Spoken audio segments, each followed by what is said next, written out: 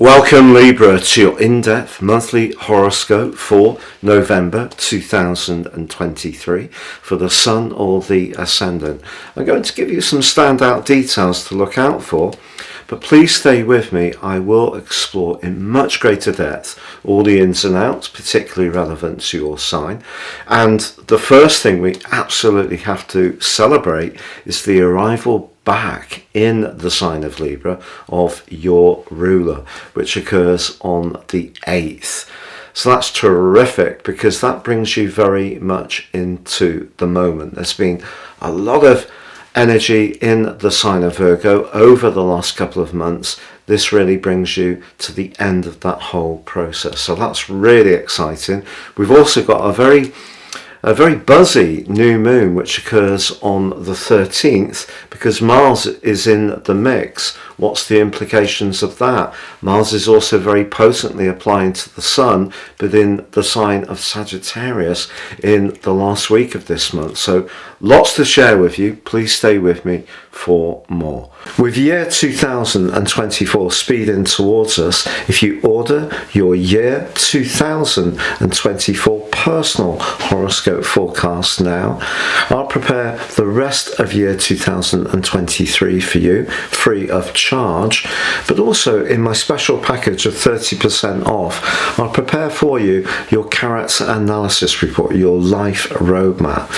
This will give you searing insights to understand the patterns that are played out in your life so far, but helping you to get a much more intimate understanding of how to work with these in a really adroit way. Please see the link beneath this video for more information. So Libra, as you make your way into November, the Sun, Mercury and Mars are all clustered together in the sign of Scorpio, which Mars is the traditional ruler of.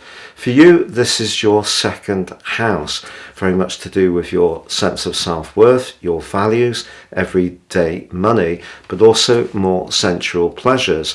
And the sign of Scorpio obviously has quite a heightened appreciation of those pleasures. So if you do find yourself wanting to enjoy the good things in life, that's really quite possible as you make your way into this new month. And part of the reason that this is going to be amplified is that Jupiter, the planet of growth and optimism, is opposite the Sun in the sign of Taurus, which of course is the zodiac sign that strongly influences the second house.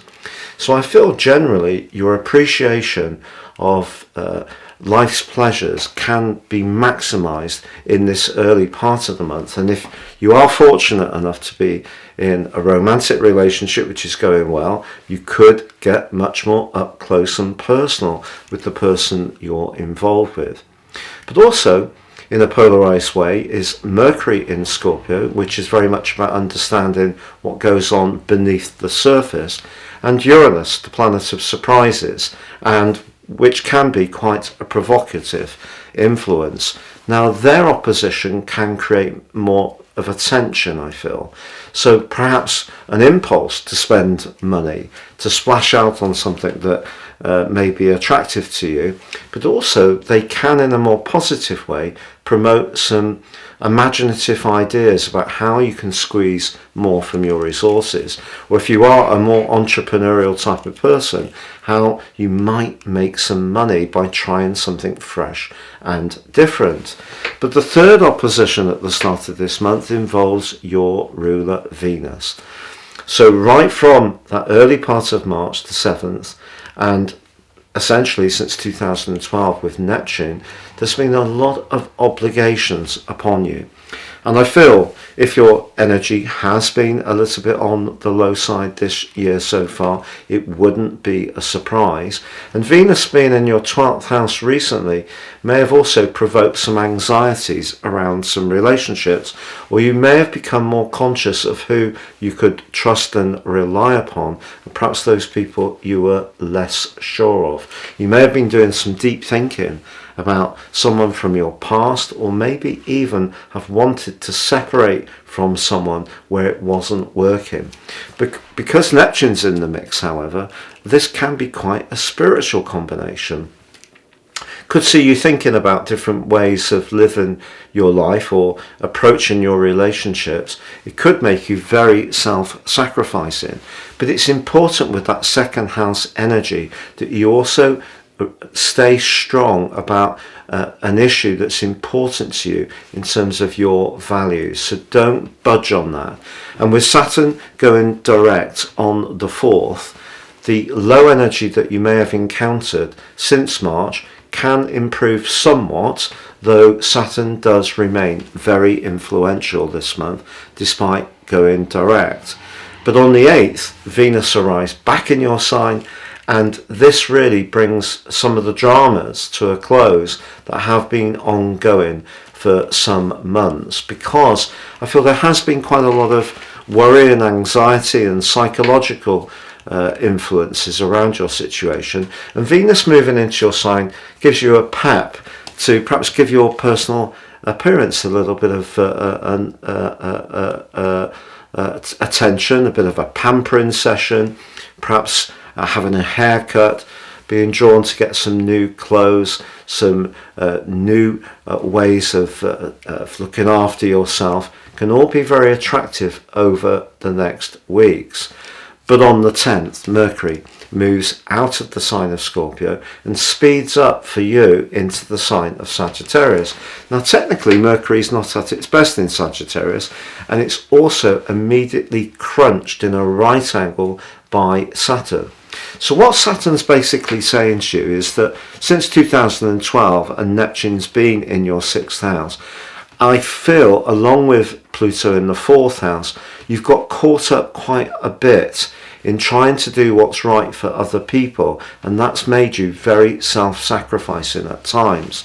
But I think what Saturn's essentially saying to you is that you've got to look after yourself. It really is a case of heal thyself, because you can't pour from an empty jar. So if your energy has been low, I think that Saturn applying to Mercury is saying, if you need to think about your routines and your schedules, try to think about the things that are a priority and narrow your range of activities so that you're conserving more energy for yourself.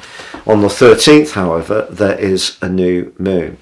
Now, this is a really interesting new moon because obviously the sun and the moon are together in Scorpio, and ordinarily this would give you a glorious opportunity over the next 4 weeks to feel better about yourself, to firm up your foundations, to really enjoy any kind of earthy pursuits, but in a way which transform, Scorpio, your life. You can still do that, but because Mars is in the mix, Mars is very much about desire, and it can be about instant gratification. So this is a new moon that could be a little bit less steady Eddie and really see you wanting to indulge your senses in all the different ways in the following month. But from the 18th to the 22nd, the Sun forges a very constructive link to Pluto.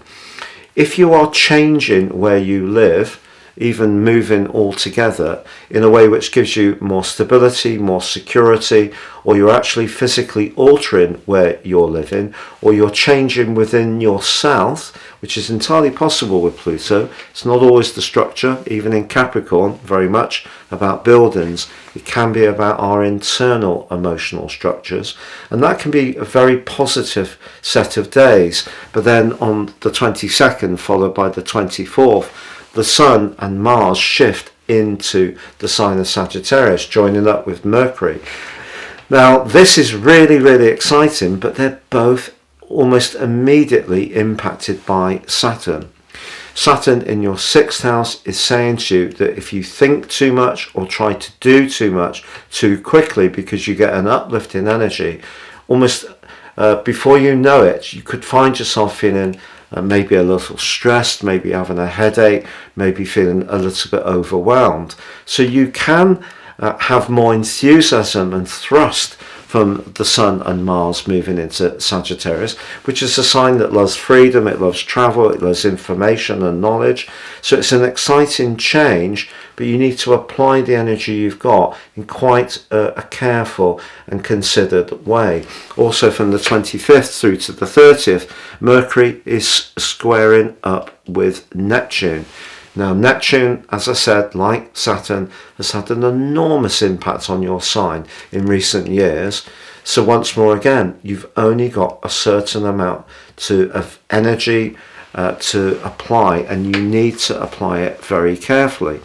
But in the last week of this month, the Sun and Mars are continuing to be together.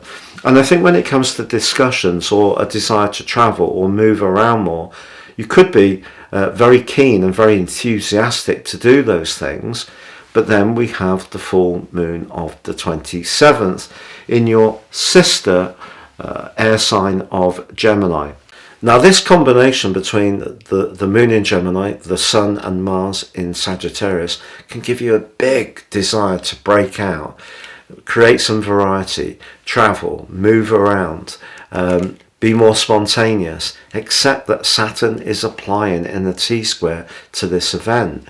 So you can see that your obligations and responsibilities and your physical well-being are still going to condition some of the available energy that you have this month, particularly in terms of pursuing interests, chatting and socialising with people.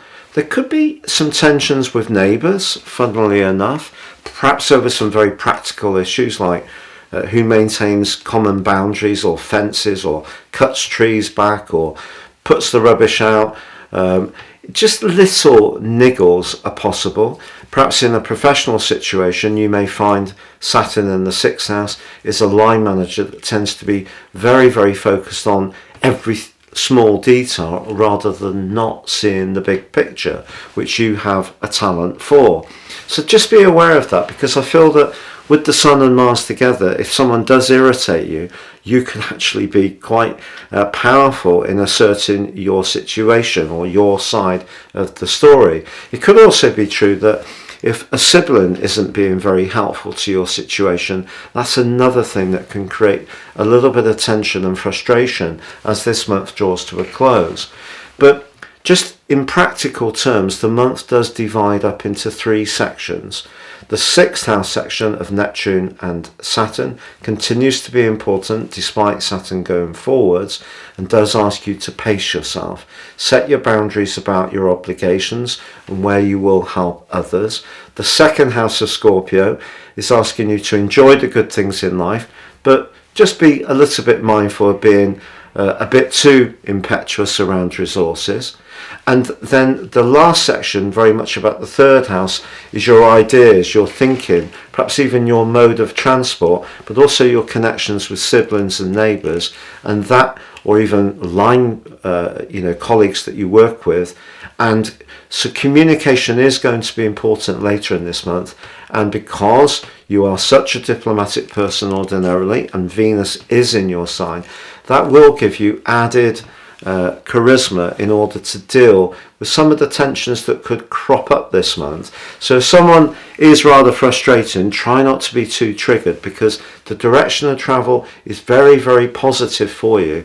You just need to pace yourself and also not feel compelled that you always have to go that extra 10 miles in order to support other people, when it's important to go those 10 miles to support yourself and create some availability to support others. But you need your structural part of your work to be working efficiently in order to live your life.